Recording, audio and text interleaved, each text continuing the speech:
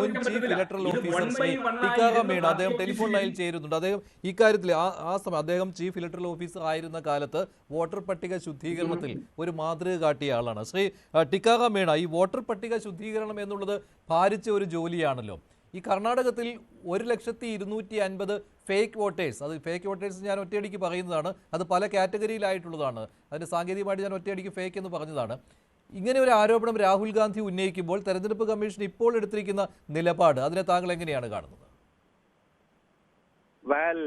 നമ്മുടെ ഈ വോട്ടർ പട്ടിക എപ്പോഴും ശുദ്ധീകരിക്കാനും അത് കുറ്റമറ്റതാക്കാനുള്ള നടപടികൾ എപ്പോഴും ഇലക്ഷൻ കമ്മീഷൻ എടുക്കാറുണ്ട്. വർഷത്തിൽ 2 പ്രാവശ്യം ഈ ഇന്റൻസീവ് സമറി റിവിഷൻ കണ്ടക്ട് ചെയ്യാറുണ്ട്. ഇതിന് പ്രധാനപ്പെട്ട ഉദ്ദേശ്യം ഇത് തന്നെയാണ്. ഇതിൽ എന്തെങ്കിലും ഒരു അപാകതകൾ ഉണ്ടെങ്കിൽ, തെറ്റുകൾ ഉണ്ടെങ്കിൽ അത് ജനങ്ങളെ അറിയിച്ചുകൊണ്ട് ഇത് കുറ്റമറ്റതാക്കാനാണ് ഉദ്ദേശ്യം.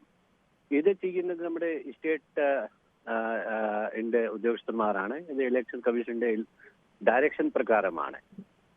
ഇതിലെ 3 തരത്തിലാണ് ഈ വോട്ടർ പട്ടികയിലെ ആൾക്കാർ തെറ്റായിട്ട് വരുന്നത്. അത് നീക്കം ചെയ്യാൻ ഉള്ള നടപടിയുമുണ്ട്, ആഡ് ചെയ്യാനുള്ള ഇതിലെ നടപടിയുമുണ്ട്. പിന്നെ എന്തെങ്കിലും ഒരു അഡ്രസ്സിലെ എന്തെങ്കിലും ഒരു പേരിലെ അത് തെറ്റുണ്ടെങ്കിൽ അതും തീർത്താനുള്ള ഒരു നടപടിയാണ് ഇതിൽ എടുക്കേണ്ടത്. പക്ഷെ എല്ലാ സ്ഥലങ്ങളെ ഇത് 100% ഈ വോട്ടർ പട്ടിക ശരിയാണോ ഇല്ലയോ എന്നെ വലിയ ഒരു ചോദ്യം ഇലക്ഷൻ കമ്മീഷന്റെ മുൻപിലാണ്. ഒരു വെല്ലുവിളിയാണ് ഇത്. നമ്മുടെ കേരളത്തിൽ മാത്രമല്ല, എല്ലാ സ്ഥലത്തുണ്ട്. നമ്മൾ കേരളത്തിൽ തന്നെ ഇത് ചെയ്തിരുന്നു. ഞാൻ അവിടെ ഉണ്ടായിരുന്ന സമയത്ത് എല്ലാ ഉദ്യോഗസ്ഥന്മാരെ ഇത് നല്ല രീതിയിൽ വോട്ടർ പട്ടിക തയ്യാറാക്കണം എന്ന് അതിനെപ്പറ്റി പല നിർദ്ദേശങ്ങൾ നമ്മൾ തന്നിരുന്നു. എന്നാലും ഒരു പ്രശ്നം ഇതിലുള്ളത്, ഇലക്ഷൻ കമ്മീഷന്റെ ഒരു സോഫ്റ്റ്വെയർ ഉണ്ട്. ആ സോഫ്റ്റ്വെയർ വളരെ കോംപ്ലിക്കേറ്റഡ് സോഫ്റ്റ്വെയർ ആണ്. ഈ സോഫ്റ്റ്വെയറിലാണ് ഇതെല്ലാം, ഈ ഡാറ്റ നമ്മൾ കളക്ട് ചെയ്യുമ്പോൾ ഇതിലാണ് എല്ലാ ഡാറ്റ പോകുന്നത്. അപ്പോ ഇത് നമുക്ക് പല ആൾക്കാർക്ക് ഇത് മനസ്സിലാകുന്നില്ല. എന്നാലും വോട്ടർ പട്ടിക തയ്യാറാക്കുന്ന പ്രക്രിയ വളരെ സുതാര്യമാണ്. ഇതിലൊരു സെക്രസിയോ ഒരു രഹസ്യമോ ഒന്നുമില്ല. കാരണം BLOമാർ തയ്യാറാക്കുന്ന ഘട്ടത്തിൽ എല്ലാ പൊളിറ്റിക്കൽ പാർട്ടീസിന്റെ BLA ബൂത്ത് ലെവൽ അസിസ്റ്റന്റ് നിയോഗിക്കാൻ എല്ലാ പൊളിറ്റിക്കൽ പാർട്ടീസിന് ഇലക്ഷൻ കമ്മീഷന്റെ നിർദ്ദേശം ഉണ്ട്. അപ്പോൾ ഇത് BLO വോട്ടർ പട്ടിക തയ്യാറാക്കുമ്പോൾ അതിൽ എന്തെങ്കിലും തെറ്റുകൾ ഉണ്ടെങ്കിൽ, പുതിയ ആൾക്കാർ ചേരുകയാണെങ്കിൽ, പിന്നെ നീക്കം ചെയ്യാനുള്ള ആൾക്കാരെ ഉണ്ടെങ്കിൽ ആ ഘട്ടത്തിൽ ഇവരെ സജീവമായിട്ട് അതിൽ പങ്കാളിയാകണം. പിന്നെ ഇലക്ട്രോൾ രജിസ്ട്രേഷൻ ഓഫീസർ നമ്മുടെ തഹസിൽദാർമാർ കരടരേഖ പ്രസിദ്ധി കഴിക്കുമ്പോൾ 1 മാസത്തിന്റെ സമയം നമ്മൾ എല്ലാ പൊളിറ്റിക്കൽ പാർട്ടീസിന് കൊടുക്കാറുണ്ട്. ഇതിൽ ക്ലെയിംസ് ആൻഡ് ഒബ്ജെക്ഷൻസ് ഇൻവൈറ്റ് ചെയ്യാറുണ്ട്. എന്നാലും ഈ സോഫ്റ്റ്വെയറിന്റെ കാര്യത്തിൽ ഞങ്ങൾക്കും കൂടുതൽ മനസ്സിലായില്ല ആ ഘട്ടത്തിൽ. അത് എങ്ങനെയാണ് ഇതിലെ ഇങ്ങനെയുള്ള ഒരുപാട് ആൾക്കാരെ ഇതിലെ തെറ്റായിട്ട് നമ്മൾ കള്ള വോട്ടും ഫേക്ക് വോട്ടും ബോഗസ് വോട്ടും എന്ന് പറയാറുണ്ട്. അപ്പോൾ രാഹുൽ ഗാന്ധി ഉന്നയിക്കുന്ന കാര്യം വളരെ ഗൗരവപരമായിട്ടുള്ള ഒരു കാര്യം തന്നെയാണ്. അപ്പോൾ ഇലക്ഷൻ കമ്മീഷൻ അത് ജനങ്ങളെ വിശ്വാസത്തിൽ എടുത്തിക്കൊണ്ട്, കാരണം ജനാധിപത്യത്തിന്റെ അന്തർസത്ത സൂക്ഷിക്കേണ്ടതാണ്. അതുകൊണ്ട് ഇലക്ഷൻ കമ്മീഷൻ ഇതിലെ നടപടി എടുക്കേണ്ടതാണ്. അവർക്ക് ഒരു കോൺസ്റ്റിറ്റ്യൂഷണൽ റെസ്പോൺസിബിലിറ്റി, അതായത് ഭരണഘടനാപരമായിട്ടുള്ള ചുമതല ഇലക്ഷൻ കമ്മീഷനാണ് ഉള്ളത്. ഇതിൽ രേഖാമൂലം രാഹുൽ ഗാന്ധി പരാതി നൽകണം എന്നുള്ള അങ്ങനെയുണ്ടോ? അതിന്റെ ആവശ്യമുണ്ടോ? രേഖാമൂലം പരാതി നൽകിയാലും കുഴപ്പമില്ല.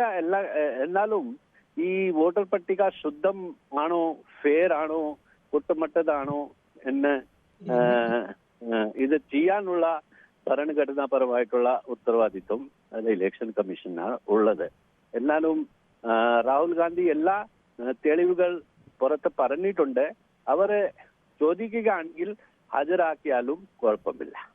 ഇത് BJPയെ ജയിപ്പിക്കാൻ വേണ്ടിയാണ് ഇങ്ങനെ ചില ആളുകളെ ഈ വോട്ടർ പട്ടികയിലേക്ക് കുത്തിക്കയറ്റിയത്.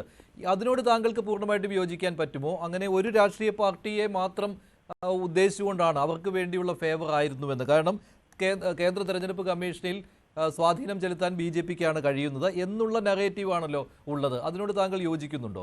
മറുവാദം കൂടിയുണ്ട്, കർണാടകം ഭരിച്ചിരുന്നത് കോൺഗ്രസ് സർക്കാരാണ് ആ സമയത്ത്, ഇപ്പോഴും അങ്ങനെയാണ്.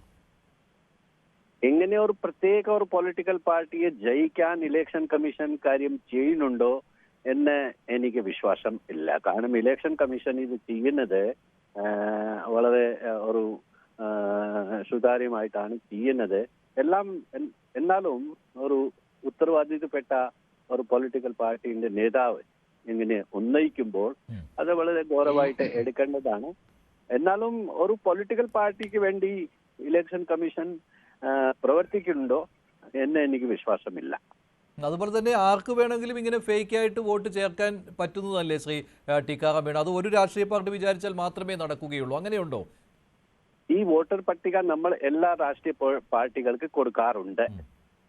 അപ്പോൾ അതായത് പോളിംഗ് ബൂത്തിലെ ഇവരുടെ ഏജന്റുമാരുമുണ്ട്, പൊളിറ്റിക്കൽ BLO അവിടെ ഉണ്ട് സഹായിക്കാനും, പിന്നെ നമ്മുടെ ഇലക്ഷൻ മെഷീനറിന്റെ ഉദ്യോഗസ്ഥന്മാർ അവിടെ ഈ വോട്ടിംഗ് നടക്കുമ്പോൾ എല്ലാം അവിടെ ഉണ്ട്.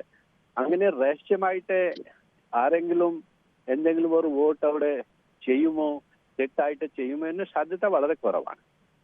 ശരി, നന്ദി ശ്രീ ടിക്കാറാം മീണ. ശ്രീ ടിക്കാറാം മീണയുടെ വാക്കുകൾ. അദ്ദേഹം എന്തായാലും രാഹുൽ ഗാന്ധി ഉന്നയിച്ച ആരോപണങ്ങൾ ഗൗരവമുള്ളതാണ്, അന്വേഷണം വേണമെന്ന്. ശ്രീ മോഹൻ വർഗീസ്